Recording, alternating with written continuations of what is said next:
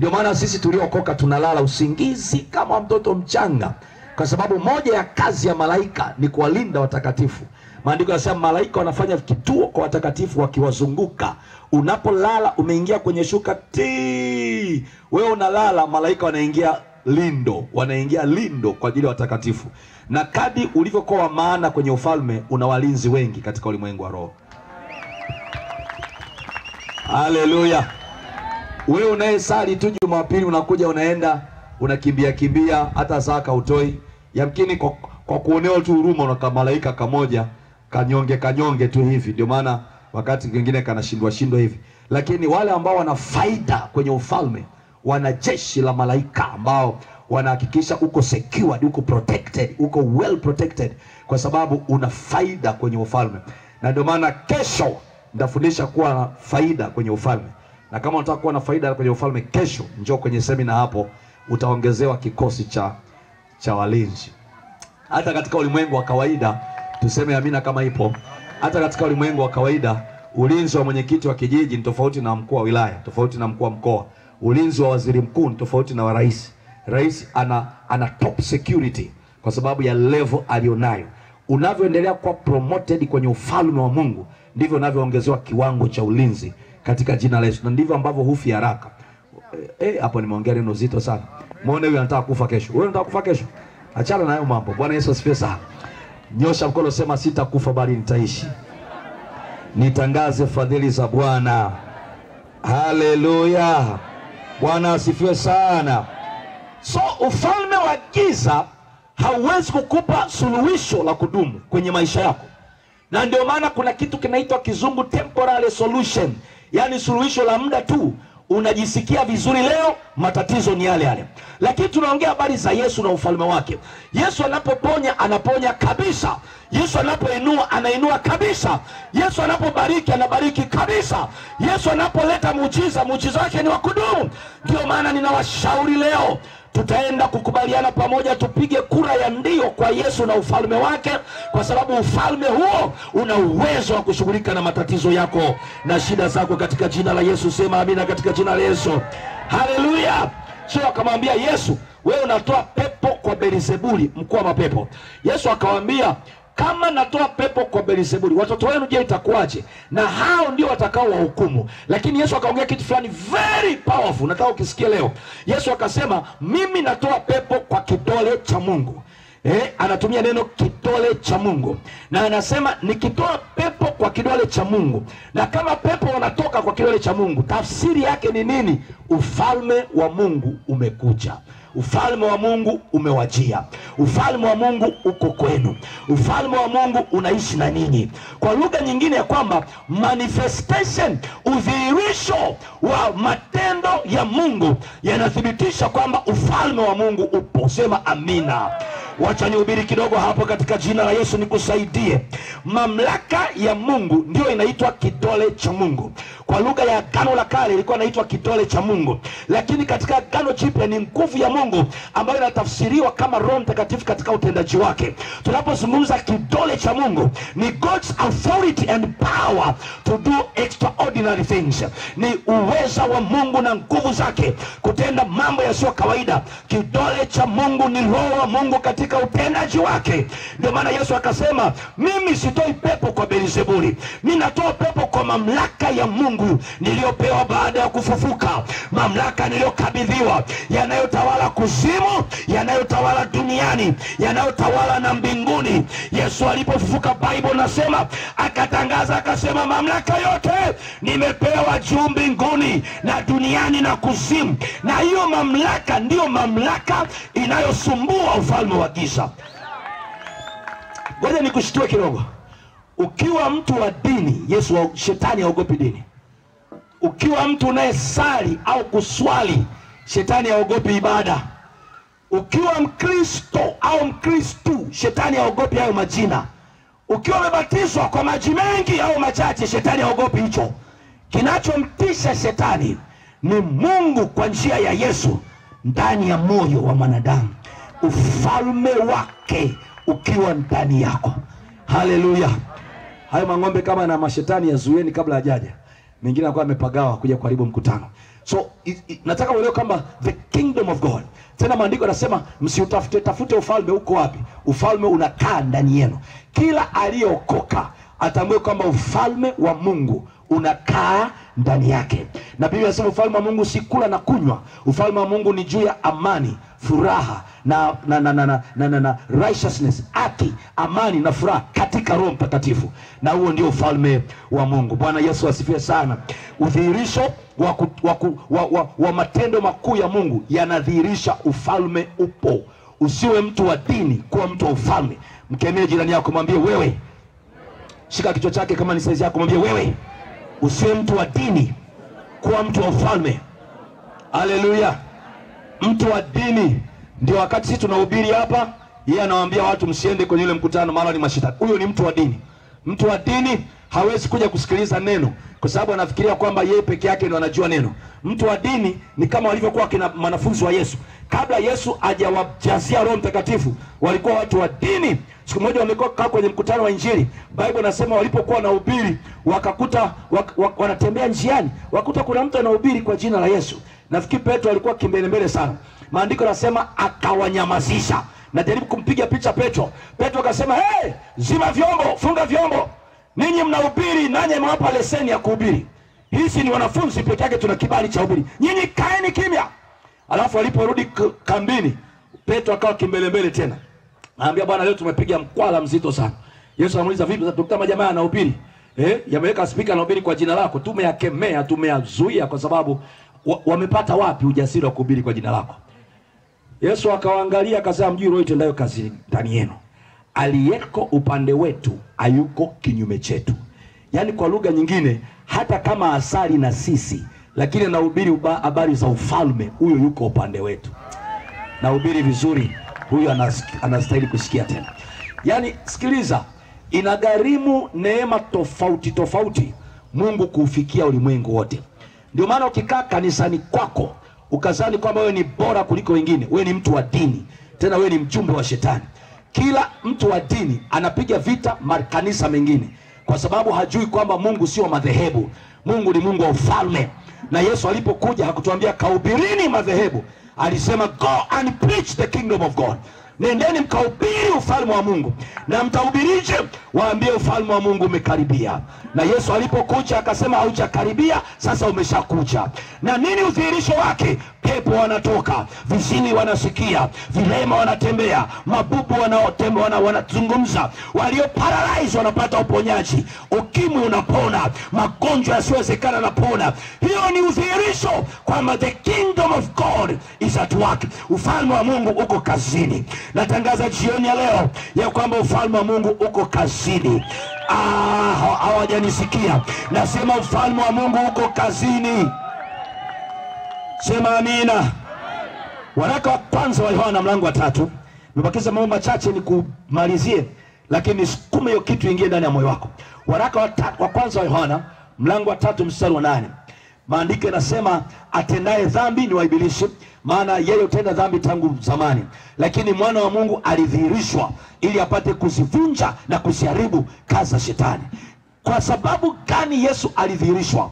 Ni ili azivunje, aziharibu, azitiishe, azikomeshe kazi za shetani. Bwana Yesu asifiwe sana. Mpendwa, nisikilize jioni ya leo ya kwamba kazi za shetani ni dhahiri. Shetani hata akija kama malaika wa nuru, shetani akija hata kwa njia ya dini, shetani akija kwa njia ya ungwana, kazi yake ni ile ile: kuchinja, kuua na kuharibu. Hiyo ndio kazi ya shetani. Palipo na amani anapanda mbegu za fitina. Palipo na uponyaji anapanda mbegu za magonjwa. Palipo na utajiri anapanda mbegu za umasikini. Palipokuwa na umoja anapanda mbegu za matengano. Palipokuwa na usalama anapanda mbegu za uharibifu. Hiyo ndio kazi yake, na hiyo haiwezi tumshinda shetani kwa kusali. Lazima aliye na mamlaka zaidi aweze kudhibiti mamlaka iliyo chini, na ndio maana Yesu akadhihirishwa azivunje na kuziharibu kazi za shetani. Haleluya. Nyosha mkono, sema magonjwa ni kazi ya shetani. Ukiongea peke yako polepole, shauri yako. Sema kwa nguvu, magonjwa ni kazi ya shetani. Mauti ni kazi ya shetani. Umasikini ni kazi ya shetani. Kuvunjika ndoa ni kazi ya shetani. Magonjwa yasiyotibika ni kazi ya shetani. Laana na mikosi ni kazi ya shetani. Bahati mbaya na kukataliwa ni kazi ya shetani. Kuwa masikini ni kazi ya shetani. Gusa mwenzako mwambie, lakini Yesu alidhihirishwa aziharibu kazi ya shetani. Haleluya! Ndio maana akachukua udhaifu wetu katika mwili wake mwenyewe. Isaya anasema kwa kupigwa kwake sisi tulipona. Maana yake alibeba udhaifu wetu akatusababisha tuwe na afya. Yeye asiyejua dhambi alifanyika dhambi kwa ajili yetu, ili ya kwamba sisi tuhesabiwe haki ya Mungu. Yeye asiyekuwa masikini alifanyika umasikini kwa ajili yetu, ili sisi tuwe matajiri. Kwa maana yeye Yesu alifanya divine replacement. Akachukua udhaifu wetu akatupa nguvu zake, akachukua dhambi zetu akatupa haki yake, akachukua kushindwa kwetu akatupa ushindi wake. Ndio maana Paulo anatangaza, anasema sio mimi ninaishi bali Kristo ndani yangu. Unapopokea ufalme, Kristo anaamua kuishi ndani yako. Yeye mnaishi na mapepo na mashetani. Yesu anasema napiga hodi, mtu akinifungulia mimi na Baba na Roho tutaingia kwake, tutakaa na yeye. Ndio maana tuna kiburi. Wasiokoka watuelewa kama tuna kiburi. Tunapata wapi kiburi? Ni kwa sababu hatuishi sisi, anaishi Yesu ndani yetu. Ili uniloge mimi lazima umloge aliye ndani yangu na mimi niliye ndani yake. Yaani hiyo sijui mnahitaji kwa kisayansi, kwa fizikia na kwa chemistry. Hiyo sijui ni chemical reaction au ni nini, sijui mnahitaji. Ni mix au ni compound sijui. Yaani vitu vimechanganyikana. Ni kama ukichukua vitu kachanganya ndani hivyo. Bwana Yesu asifiwe sana. Mimi niko ndani ya Yesu na Yesu yuko ndani yangu. Amen. Kwa hiyo ukitaka kuniua mpaka umuue Yesu kwanza, na Yesu hafagi. Ukitaka kuniloga mloge Yesu kwanza, na Yesu halogeki. Sijui kama unaelewa mwananchi au nielewi. Haleluya Tanzania. Ndio maana, ndio faida ya kuwa ndani ya Yesu. Wewe uko ndani ya dini, wewe uko ndani ya dhehebu, ndio maana unabakwa na mashetani. Ukiwa ndani ya Yesu, yeye ndiye anakuwa hakikisho la maisha yako na usalama wa maisha yako. Na ndio maana Paulo anasema Kristo ndani yangu, tumaini la utukufu. Hiyo neno letu la kanisa. Christ in me, the hope of glory. Kristo ndani yangu, tumaini la utukufu. Haleluya. Nasema haleluya. Kwa hiyo ufalme wa Mungu, ili tuone, lazima tuukaribishe uje kwetu. Bwana Yesu asifiwe sana.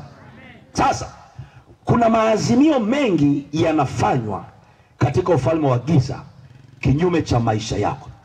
Nasema kuna maazimio mengi yanafanywa katika ufalme wa giza juu ya maisha yako. Narudia tena, kuna maazimio mengi yanafanywa kinyume chako, yanafanywa katika ufalme wa giza. Kama vile ambavyo bunge la Tanzania linakaa kutunga sheria na kupitisha maadhimio yatakayoathiri maisha wa Tanzania, kadhalika hizi falme mbili zinakaa kujadili kukuhusu. Ufalme wa giza unakaa kukujadili ya kwamba huyu mama tuhakikishe kabla hajafika miaka 35 amekufa. Tuhakikishe kwamba hii ndoa kabla haijakaa miaka 5 imevunjika. Tuhakikishe kwamba huyu kijana akifika miaka 40 awe mvuta bangi, awe malaya, awe afai katika jamii. Hayo ni maazimio yanakaa kuzimu. Shetani anaazimia. Ukisoma Zaburi 41, wana maazimio mengine mabaya sana. Maazimio 41 Zaburi mstari wa 5. Moja ya maazimio yao wanasema atakufa lini huyu ili jina lake lipotee. Yaani wewe umekaa umestarehe, kuokoka utaki, kuja kanisani utaki, kumtumikia Bwana utaki, lakini hujui kuzimu inachokuwazia. Mawazo ya kuzimu juu yako, mashetani na miungu yote inasema atakufa lini ili jina lake lipotee. Haleluya. Nasema haleluya. Ndio maana lazima tukubali ufalme wa Mungu. Mungu anasema kwenye Yeremia 29:11, tazama mawazo ninayowazia, asema Bwana wa majeshi, ni mawazo ya mema wala si ya mabaya. Kwa lugha nyingine Mungu anasema bunge langu la mbinguni linaandaa utekelezaji, na utekelezaji wake nimeuagiza yawe ni mema kwa ajili yako, iwe ni baraka kwa ajili yako, iwe ni amani kwa ajili yako. Mashetani anawaza ufe, Mungu anawaza uishi. Wanawaza uanguke chini, Mungu anawaza uinuke juu. Na nimekuja kutangaza ya kwamba ufalme wa Mungu haushindani na ufalme wa shetani, maana Mungu mwenyewe ndiye kiongozi wa ufalme wake. Haleluya, haleluya. Ndio maana tukipata ufunuo, lazima katika mkutano wa leo twende kwenye ulimwengu wa giza wa kiroho na kuvunja kila ajenda ambazo zimepitishwa kwa ajili ya maisha yako. Nawaambia ukweli, kuna watu kama wasingekuja leo kwenye mkutano, baada ya siku 3 ungesikia wamekufa. Lakini tukiwa kwenye mkutano huu leo, tunaenda kuhairisha, tunaenda kuvunja, tunaenda kutangua hayo mazishi waliopanga ufe. Watashangaa baada ya miaka 30 bado unaishi, kwa sababu Mungu ameahirisha ajenda zao. Mungu ameharibu vikao vyao. Mungu amepoteza maazimio yao. Every decision which has been made by demonic altars and demonic word haitapanikiwa kwa jina la Yesu. Isaya 54:17 Biblia inasema kila silaha itakayoundwa kinyume chako haitafaulu, na kila ulimi utakaoinuka kinyume chako tutahukumu kuwa mkosa. Maana huu ndio urithi wa watakatifu, huu ndio urithi wa watu wenye ufalme wa Bwana. Kila silaha, silaha ya uchawi, silaha ya mizimu, silaha ya nguvu za giza. Mpendwa uliyeko hapa nisikilize, acha kuogopa wanaotembea uchi ili uwe kichaa. Watatembea uchi mpaka uchi uwe uchi, lakini hautakuwa kichaa. Maana ajenda ya mbinguni inasema hautaaibika, wala hautadharauliwa, wala hautakuwa mtu wa kuchekesha, bali heshima ya Bwana itakuwa juu ya maisha yako. Sema amina kama unayo. Haleluya. Wengine mnashinda kulala kwa sababu eti nimepita mahali nimekuta wamevunja nazi. Mimi nakushauri, kama umevunja nazi chukue, nenda nyumbani zioshe vizuri, kuna tumia kwenye mboga. Haleluya. Alafu naandika karatasi unakapeleka pale kwenye njia panda. Naambia niongezeni zingine 2. Hii ilikuwa ndogo, wekeni kubwa moja zaidi. Wewe unashinda kulala eti nimeruka nazi. Majamaa mengine yanaogopa kulala kwa sababu mjusi ametembea usiku. Tena mjusi alikuwa na safari nyingi, ameenda hivi, amerudi hivi, ameenda hivi, amerudi hivi. Sasa shughuli ya mjusi ni kukaa ndani ya nyumba. Wewe unataka kakae wapi? Ana ruti zake tu, anaenda hivi, ana shughuli zake. Achana kuogopa mjusi. Paka amelia usiku, jamani, mtu atakufa. Paka amelia. Kawaida ya paka ni kulia, kawaida ya mbwa ni kubweka, kawaida ya ng'ombe ni kusema moo. Sasa ukisikia mbwa amebweka, unaenda unaanza kulia. Jamani, najiandaa kufa, Bwana nisaidie mimi Bwana. Mimi naenda Haleluya. Nasema haleluya. Biblia inasema tumepokea ufalme usiotikisika. Unshakable kingdom of God. Ufalme usiotikisika. Nataka utabiri juu ya maisha yako. Sema kwa jina la Yesu, sintatikisika. Dunia ijapobadilika, watu wajapo nigeuka, ona huyu azungumzia na matatizo gani? Maneno yajapo nijia, sitatikisika. Serikali ijapobadilika, sitatikisika. Maana siishi kwa serikali hii, ipo serikali inaonitawala katika jina la Yesu aliye hai. Pesa ijaposhuka thamani, sitatikisika. Uchumi ujaposhuka chini, sitatikisika. Maana mbingu zina utoshelevu. Biblia inasema na Mungu wangu atawajazeni kila mnachokihitaji kwa kadri ya utajiri wake katika Kristo Yesu Bwana wa majeshi. Haleluya, haleluya. Wewe hautaaibika, hautatembea uchi, hautakosa kula, hautakosa kusomesha, hautakosa kujenga, kwa sababu ufalme unajali maslahi yako. Kaa chini, malizia kidogo. Bwana Yesu asifiwe sana. Sasa sikiliza, tambua ya kwamba tuko vitani. Na mwingine anauliza vita nilionao ni ya nini? Namba 1, maisha yenyewe ni vita. Yaani maisha tu kuzaliwa hivi ni vita tayari. Jambo la pili, kama umeokoka, umetangaza vita automatic. Yaani hata kama unamwambia shetani, nimeokoka, kwa hiyo naomba kuanzia leo tuwe maadui. Kile kitendo cha kuokoka tu, ufalme wa giza unatangaza mtuhumiwa. Kama vile ambavyo mtu mwenye dhambi anapookoka anakuwa ameasi kambi ya shetani, ni mtuhumiwa. Yaani kwa lugha nyingine hapa nahubiria watuhumiwa hapa. Nyinyi wote ni mmetoroka magereza. Hebu mwambie mfungo uliotoroka, mwambie uliotoroka wewe. Haleluya. Maana wengine kwenye kambi ya dumu kwa hata mna vyeo. Wengine ndio walikuwa wakuu wa bangi, wengine walikuwa wakuu wa kilabu, wengine walikuwa malaya, malaya professional, yani malaya mtaaluma, walikuwa huko. Akitokeza tu alijua huyo kapita. Sasa eti ukaokoka. Ulipookoka kukatokea breaking news kwenye kambi ya adui. Kasema jamani, kuna watu 20 wamepotea hatuwaoni. Na tunaona kwenye kambi ya adui yetu. Yaani shetani anatuita sisi maadui zake. Hivi anasaga meno. Anasema kuna watu wamekimbia kwenye kambi yetu, wameenda kwenye kambi nyingine. Haleluya. Sasa kitendo cha kukimbia kambi, wewe ni mtuhumiwa kwenye kambi ya adui.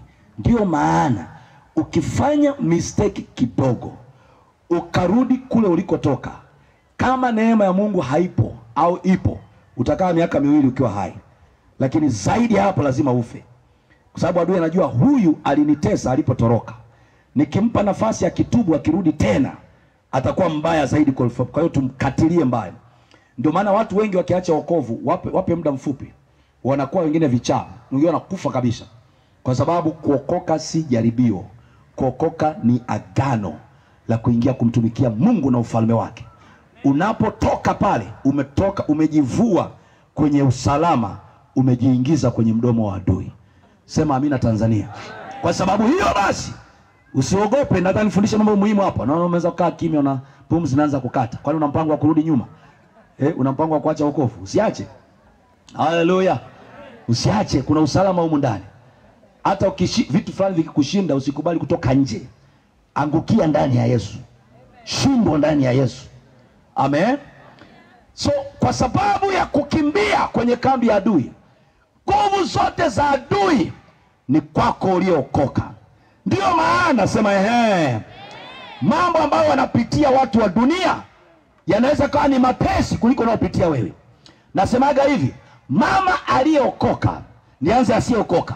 Mama asiyeokoka, labda nimuongezee cheo kidogo, malaya fulani, mwanamke anaweza akapata mimba, akaenda asubuhi saa 2 hospitali, saa 2:30 tip amejifungua katoto na maisha yanaendelea. Hakuna operation, hakuna pressure, hakuna kifafa cha mimba, hakuna nini. Lakini mlokole mwanamke anayenena kwa lugha, anayesema toka kuzimu, anayekanyaga mashetani, anaweza ingia hospitalini saa 4, mnasikia mpaka kesho saa 7 hajatoka. Yani anajifungua chupri. Yani anaponea chupri. Kwa sababu gani? Mashetani yanajua kitakachozaliwa hiki kitaongeza hasara kwenye ufalme wangu. Kwa hiyo anatamani akiue au amuue alichokibeba. Lakini natangaza jioni ya leo ya kwamba wewe ni wa uzao aliobarikiwa. Kwako hata kuharibu mimba wala aliyetasa, kwa sababu wewe ni uzao wa Ibrahimu. Nyosha mkono, sema haleluya. Kwa hiyo usiseme mbona wasiookoka mambo yao ni rahisi. Ni rahisi kwa sababu baba yao wa ufalme anawasapoti. Kwetu ni magumu kwa sababu huyo anatupinga ili tusimtumikie Mungu wa ufalme wetu. Biashara ya dunia hii, labda niongee neno gumu kidogo, lakini itakusaidia. Katika dunia hii ya leo, ukitaka ufaulu, ni either uwe mtumishi wa shetani au uwe mtumishi wa Mungu. Ukiwa neutral hapa, hauwezi kufaulu. Yaani kwa waganga uendi na kanisani hauji. Lazima ubakwe tu wewe. Uchague moja. Uende kwa mganga wa kienyeji ukatafute ndumba ndio zikulinde kwenye shamba lako, au amue kuja kwa Mungu. Neutral hakuna. Sasa kuna watu wengine wanashangaa wako luzi sana. Kwa Mungu hawako serious. Kwa shetani hawako serious. Yaani ukiamua kwa shetani, fanya in a serious way. Naombeni mfanye kwa bidii kwa shetani. Kwa sababu gani? Vinginevyo hata yeye mwenyewe atakuwa hana nguvu ya kuwalinda. We kama ni umeamua kufanya uzinzi, usifanye na kuiba tu, umeiba tu kidogo hivi. Nenda mahali, andika likibao kwamba hapa kuna professional prostitute, kuna malaya wa kitaaluma kabisa. Na usiogope, yani watu wajue kwamba unaenda kwa malaya yule. Ili hata unapolipwa na shetani anapokulinda, akulinde ajue una faida kwenye ufalme wake. Sasa hata una faida. Kasigara unavuta kamoja tu. Si unganisha limoja liwe refu mpaka Lugalawa kule. Unalivuta na unalivuruta hivi kwa sababu ili upate thawabu kwenye ufalme unaotumikia lazima ujitoe. Ndio maana sisi tunapotumikia Bwana hatujivungi. Naona wa vijana wanamtumikia Bwana kumchezea Bwana, sio wanaigiza, ni kwa sababu wanajua Mungu alikowatoa. Aya, wanajua Mungu anakowapeleka. Bwana Yesu asifiwe. Hebu tupige kelele moja mpaka mizimu isikie. Sema ufalme wa Mungu unalipa. Mizimu ya Kiwemba imesikia na ile kabila gani? Kipongwa, sijui Kipangwa. Mipangwa imesikia? Maana najua huku kuna mizimu mingi, kuna mashetani mengi, kuna miungu mingi. Njia pekee ya kudhibiti nguvu ya miungu ni kuingia kwenye ufalme wa Bwana. Haleluya. Ni kufanya kitu na kitao kizungu partnership na ufalme wa Mungu. Unaingia ubia na ufalme wa Mungu. Biashara yako ina faida kwenye ufalme. Ndoa yako ina faida kwenye ufalme. Kazi yako ina faida kwenye ufalme. Mungu hawezi kuruhusu uaibike, maana una faida kwenye ufalme. Bwana Yesu asifiwe sana. Tuseme tena sala ya Baba. Sasa Baba yetu uliye mbinguni, jina lako litukuzwe. Ufalme wako uje. Na hiyo ya mwisho sasa sema mapenzi yako yatimizwe hapa duniani kama yatimizwavyo mbinguni. Tafsiri yake ni nini? Yanayofanyika mbinguni ya reciprocate, yawe ni taswira ya yanayofanyika duniani. Labda niweke kwa lugha nzito zaidi.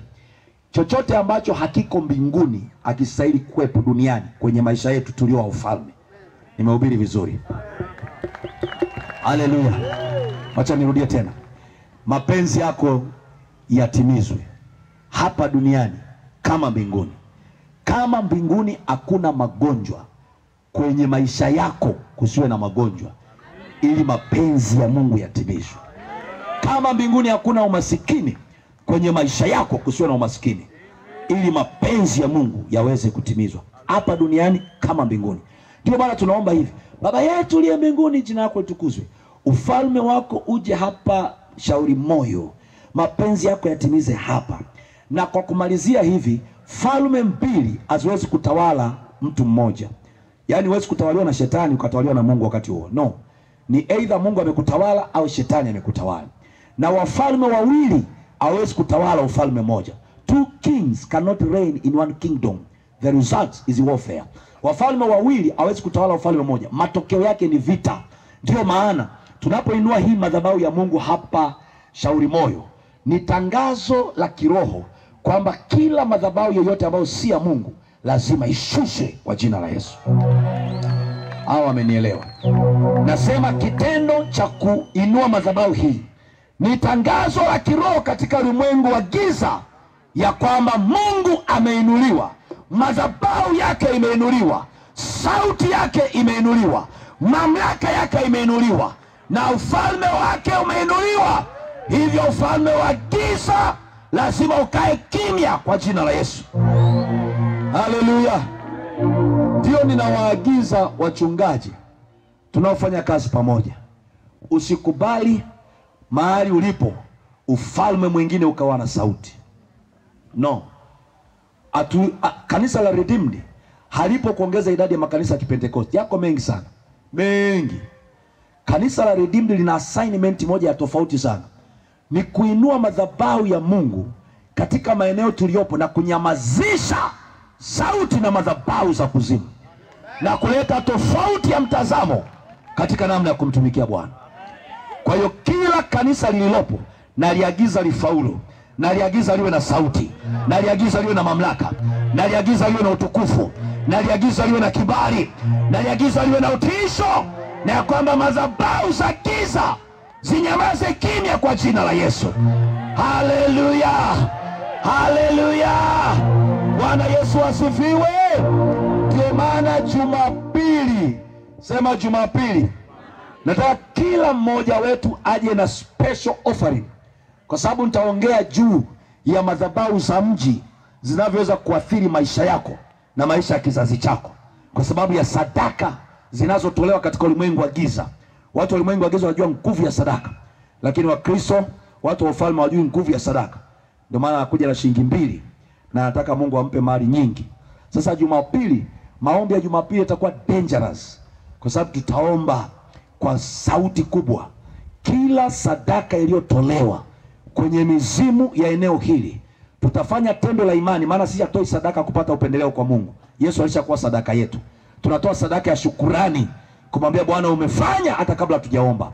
Kwa hiyo Jumapili kila mmoja, kama kuna bahasha kesho zije, nitazigawa mwenyewe. Na kila mtu kwa ajili ya familia yako, kwa ajili ya watoto wako, kwa ajili ya kizazi chako, utaleta sadaka kwenye madhabahu hii.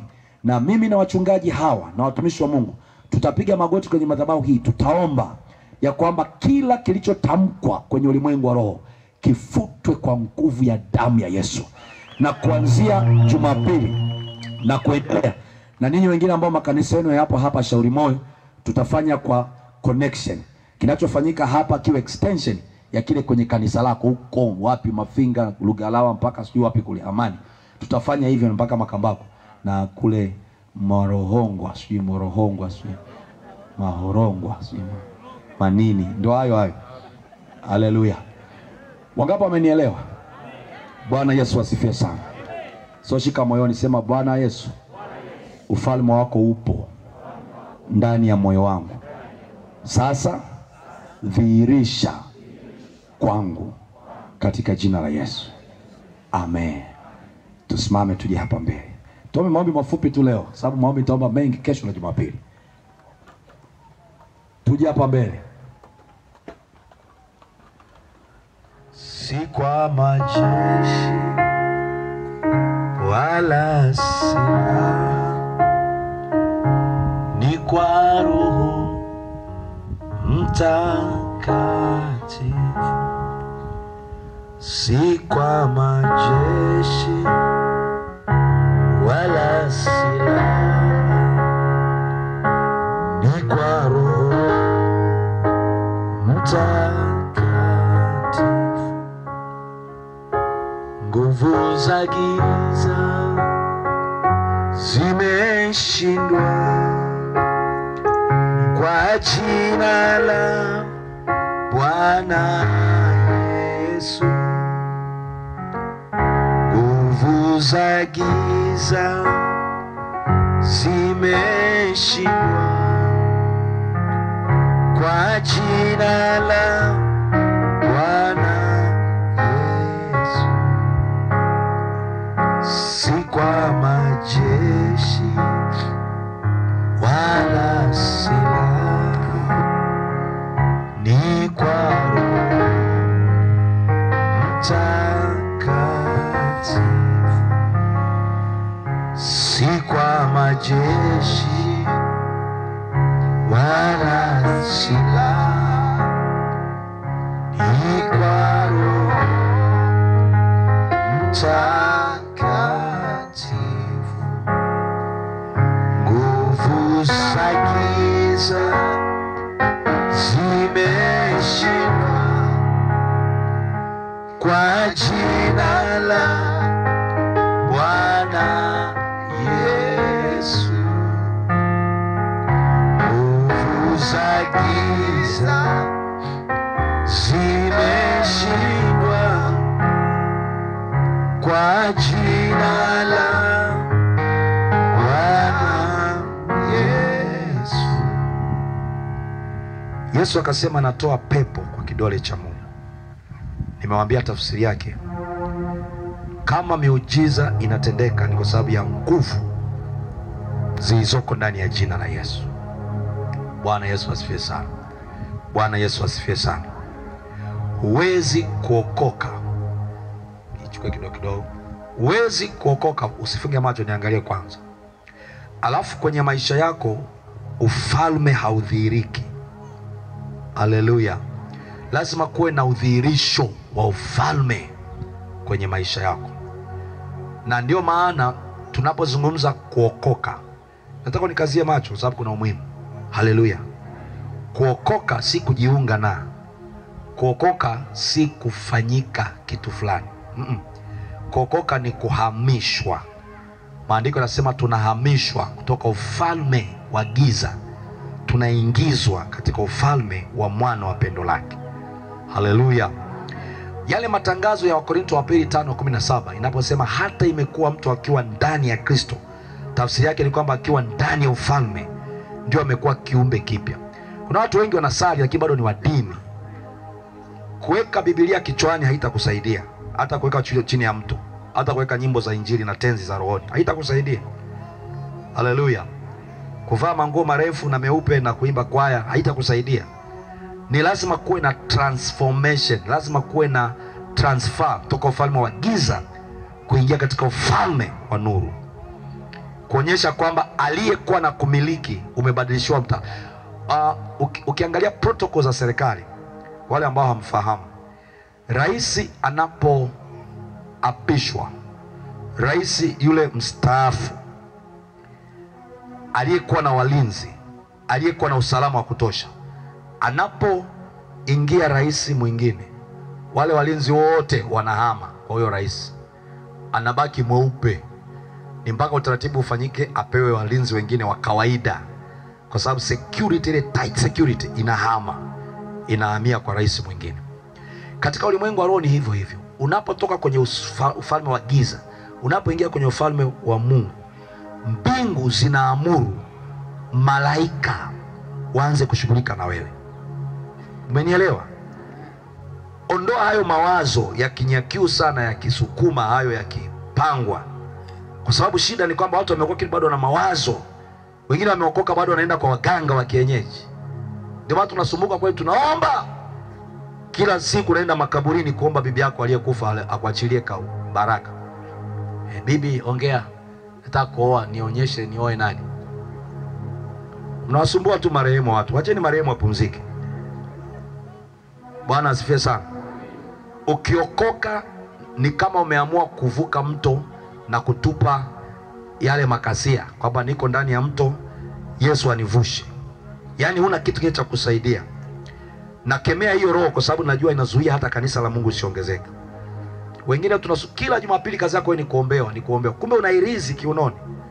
Leo kachome moto hivyo vitu. Chochote ulichopewa na waganga wa kienyeji kachome moto. Kama kufa ufe au kuishi uishi. Lakini usichanganye Mungu na mashetani. Ni hatari. Ni hatari kabisa. Mungu ashei utukufu wake na mtu. Mwingine anasema nashukuru Mungu nimebarikiwa, Bwana ni mwema, kumbe ametiwa mimba tu na watu huko ndo ameletea hela zake. Sasa naongea hayo kwa sababu najua kuna level lazima kanisa la Mungu liende. Na hiyo level tujue nguvu ya ufalme. The kingdom of God is so powerful. Sema ufalme huu ni wa nguvu.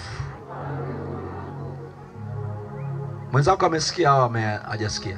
Sema huu ufalme, mshike mkono na kichwa chake, mtikize, mwambie hello, huu ufalme ni wa nguvu.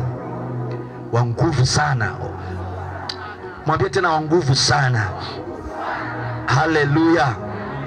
Huu ufalme ukiingia, unaponywa magonjwa yako. Maisha yako yanabadilika. Laana zinaondoka. Mikosi na kuonewa vinaondoka. Kuishi maisha leo umefaulu, kesho umeshuka, kesho umeshuka kabisa, kesho umekufia kabisa. Huu ufalme unakutoa chini, unakupandisha juu. Huu ufalme una heshima ndani yake. Huu ufalme una nguvu. Ndio maana tunatamba, kwa sababu hatujampokea dini, tumepokea Yesu, Bwana wa ufalme. Amen. Jina lake ni Bwana wa Bwana na mfalme wa wafalme. Haleluya. Mko tayari tuombe? Tuimbe tena. Hakuna Mungu kama wewe, hakuna popote. Jaribu kuimba. Hakuna Mungu kama wewe, hakuna popote, hakuna mwenye ishara kubwa kama wewe, Mungu. Hakuna mwenye ishara kubwa kama wewe, wewe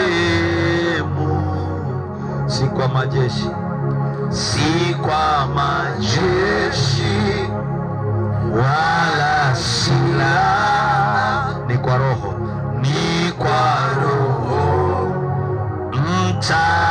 Mtakatifu. Sema tena, si kwa majeshi, si kwa majeshi wala silaha, ni kwa Roho, ni kwa Roho Mtakatifu. Nguvu za giza, nguvu za giza zimeshindwa kwa jina la Yesu, kwa jina la Bwana Yesu. Nguvu za giza, nguvu za giza zimeshindwa kwa jina la Bwana Yesu. Kama uko hapa haujaingia bado kwenye ufalme, kwa maana hujaokoka, nianze na wewe. Nyosha mkono nikuombee, nikusajili katika ufalme, si katika dini, katika ufalme. Nyosha mkono. Asante sana, asante sana, asante.